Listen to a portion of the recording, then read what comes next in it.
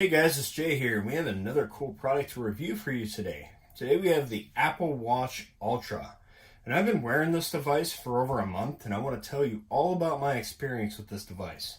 I normally would cover an unboxing, however there's not much to see. The watch comes in a typical Apple Watch box with a strap of your choice and a charging puck. First and foremost, when Apple says that this watch is tough, they mean it. This watch packs a huge amount of power and strength. We're just going to dive right in, so let's go. When Apple says the adventure awaits, they are not kidding. This watch is obviously built for the adventure type of person, and it shows why in so many ways. We have a lot to talk about, as this is one of the first redesigns of the watch that we have seen in some time. First, let's talk about the design and engineering.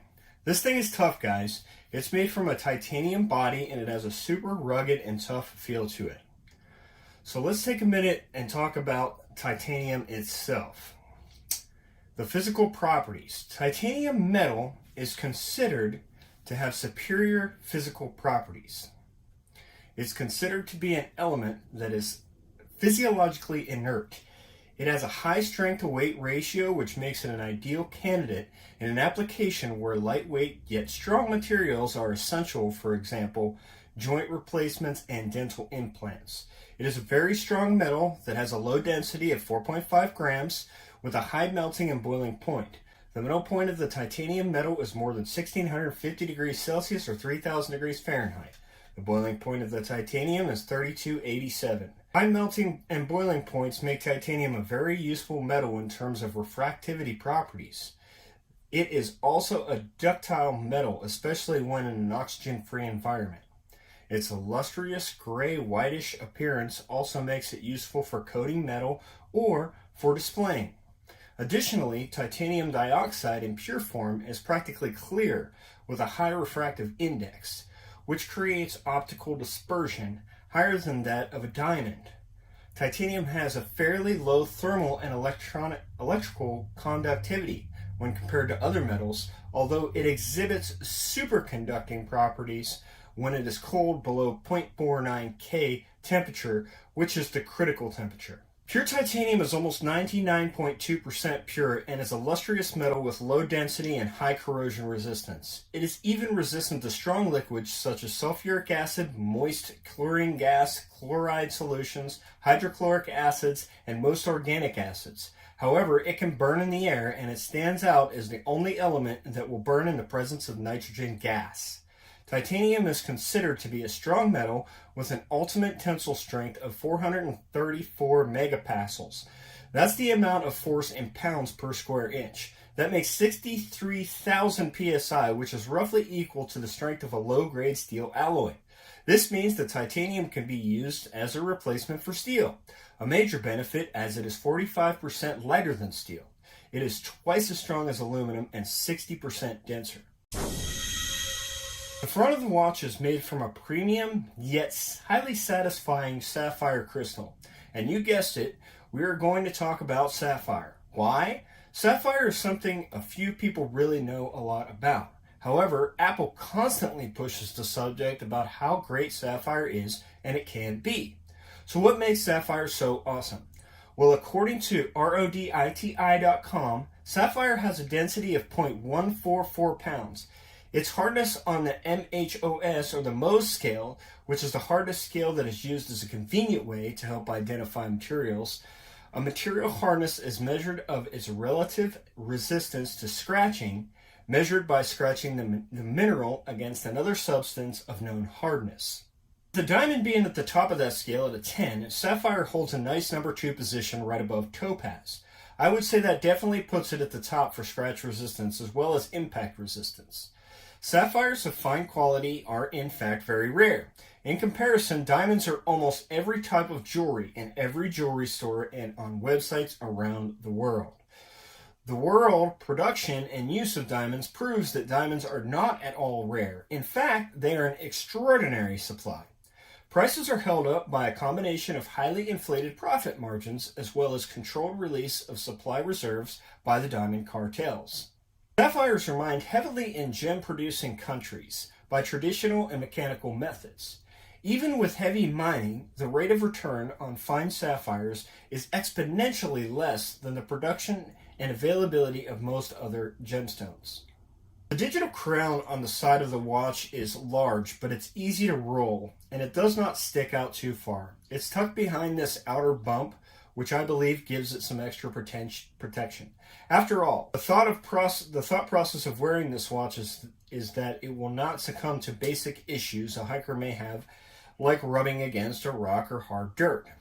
You may notice that the side button is also raised. This does in fact keep it well protected as well. Some say that this looks ugly, but honestly after wearing it for a few days, you hardly notice it's even there. The case is large on this watch, coming in at 49 millimeters. The case, however, does provide water resistance up to 100 meters. For our American friends, that is 328 feet. Apple also claims that it has been tested to MIL-STD 810H3 standards. What the heck does that mean?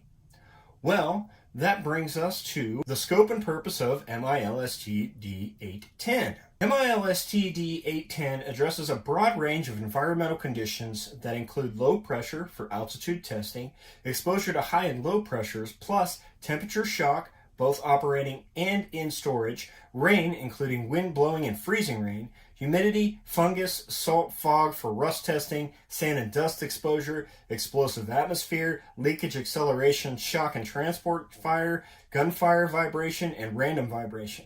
The standard describes environmental management and engineering process that could be of an enormous value to generate confidence in the environmental worthiness and overall durability of a system's design. The standard contains military acquisition program, planning and engineering direction to consider the influences and the environmental stresses have on the equipment throughout all phases of its service life.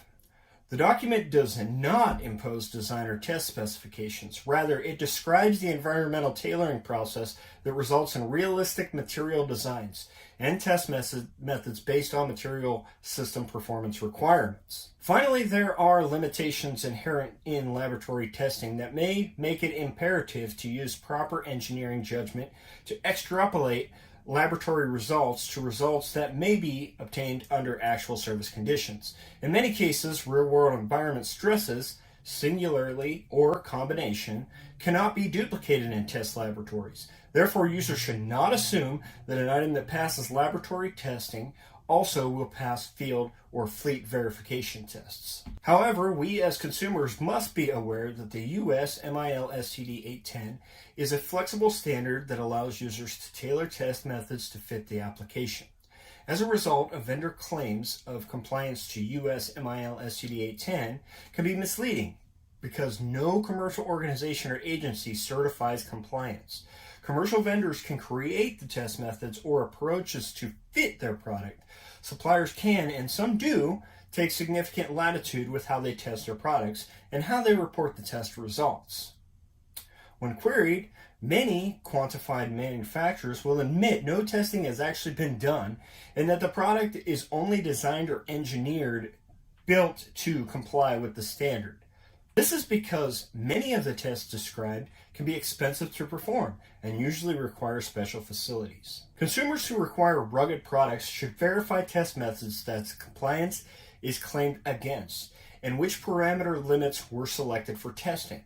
Also, if some testing was actually done, they would have to specify against which test methods of the standard the compliance is claimed, to which parameter limits of the items were actually tested, and whether the testing was done internally or externally by an independent testing facility. The watch also comes with an IP6S dust resistance, which seems a little redundant to the MIL-STD 810 standard. However, IP6X does state the product is completely protected against any and all dust. No dust whatsoever can enter the product. Okay, now that we talked about how tough this thing is, let's move on to the display. Apple claims that this is the biggest and brightest Apple Watch display. I love how Apple is always wise to throw in the Apple to be completely accurate. I mean, they are not stating it's the biggest display on any watch, but an Apple Watch specifically. The watch does come with an always-on display feature, meaning you will be able to dim slightly, but you will still be able to see the display even without lifting the watch to your view. It does have a 2000 nit peak brightness, which is pretty impressive for such a small display. I like how the Wayfind face lets you rotate the digital crown for a night mode. This feature just gives you a little better view in super low light situations. Maybe you're hiking in the dark, for example. I find the display size satisfying and not too large. I do have a bigger wrist. However, even when it's on my wife's tiny wrist, it doesn't seem too large. I would say that it's about the perfect size for a watch display. So let's talk about the action button. The Apple Watch added an entirely new button on the opposite side of the crown, calling it an action button. I like how it's orange and easy to see, and obviously I'm a big fan of the orange color. It's not too large and it's super convenient. You can even change what functions it can perform, which allows for a small amount of customization. It is limiting, however, to a few things like begin a dive, compass waypoint, flashlight, start a workout, etc., etc. I would love to see them expand this button in the future for shortcuts or other applications. Some other cool features packed near the action button is the GPS antenna. This may seem like it's not a big deal for an add-on, but it does provide super accurate location for calculating things like distance, pace, and routing on your maps. It is dual frequency. The other addition to the side of the watch, as you can see, is the dual speakers. This allows for a second speaker system that just helps with calls or jamming out to some music. Or not. However, you do have a new feature, the siren. This feature emits an 86 decibel sound pattern to attract help. Apple states that this can be heard from 180 meters away or 600 feet. Frequencies of sound largely impact how far away they can be heard, and I must say that Apple has definitely nailed the distance here. We can actually hear it from further than 200 meters away. Some of you might be saying, okay then, why have the other side button? Well, this side button now is used to access features, press and hold to make an emergency call. You can even retrieve your medical ID, and you guessed it, activate the siren. Underneath that, the 3 microphone array. It uses specific algorithms to pick the best microphone for audio and heavy wind. AI takes a big part in filtering noise here. Of course, we have our digital crown, which is larger and coarser. I think the grooves too are pretty cool. To myself, if I was outside with gloves on, I think this would be super helpful. Above the crown is a depth gauge. This provides real-time measurements of underwater depth. You submerge this watch, and immediately you can tell how deep you are, down to 40 meters or 131 feet. Now, being a certified wreck diver myself, I can tell you that that's even further than recreational depths for divers, for wreck divers. So this is an awesome feature. I also hear that they are working on developing several diving apps so that this watch can actually be used as a dive computer. Dive computers are not cheap, so this is a very exciting feature. Okay, let's chat about the battery life. This is a big reason for people who aren't so much the adventurer type, and they'll still want this watch for this reason. This thing not only lasts a day, but days. I can testify that I put it on Monday, and I did not have to charge it till Wednesday. Now, suffice to say that is normal use. If you're a heavy user, or you really love your always-on display, realistically, you're looking at about a day and a half. However, I turn always on off to give me the battery edge. Apple claims to have up to 36 hours of normal use and 60 hours on low power. I would say that's pretty close to the results that I have. Apple has 3 different bands that they sell for this watch. The Alpine Loop, which I had originally opted for with my watch, the Trail Loop, and the Ocean Band. The Ocean Band may be good to wear over a wetsuit, but it doesn't look comfortable on the skin. I say this as a fairly hairy man with hairy wrists. The last thing I want is the rubber ripping out my wrist hair. However, for some of you, it may be appealing. The Trail Loop is just that, a loop. Nothing exciting here. The Alpine Loop is a little bit different. It has a super strong clasp that holds tightly in the groove. However, it's just not that comfortable for everyday use for me. Having stated that, I type a fair amount during every day when I work, and that probably has a big impact on comfortability. I now use a basic Amazon loop style band. However, I really like the way that this band stretches. This watch has all of the cool features one would expect. The heart rate zones, running, for which I like the fact that you can add stride length. However, my running days are pretty much over. It also shows crazy things like vertical oscillation. Out of my wheelhouse entirely, but very neat. The track detection feature is pretty cool. I noticed at the gym, if I start working out, Apple will pop up and say, "Did you want to start an elliptical workout?" Yes, I had the same thought. How do you know, Apple? However, the way that they are building in technology for this watch is nonetheless impressive. I really like the compass on the watch. It is insanely accurate, and being out in the middle of the desert, I can imagine it would truly help. The waypoint mark your location and find your way back feature is extremely cool. I have a great friend who hikes a lot, and this thing could pretty much replace the handheld GPS with this feature that costs in the upwards of $500 or more. Okay, back to the diving. Apple says that this thing is an EN 13319 certified. What does that mean to you, non-international standard nerds out there? Well, the standard specifies functional and safety requirements for depth gauges, depth gauge features of other instruments, and both depth and time measurement features of other instruments. Most dive watches and equipment adhere to this standard these days, and for Apple to build this in this is pretty amazing, as it is recognized internationally.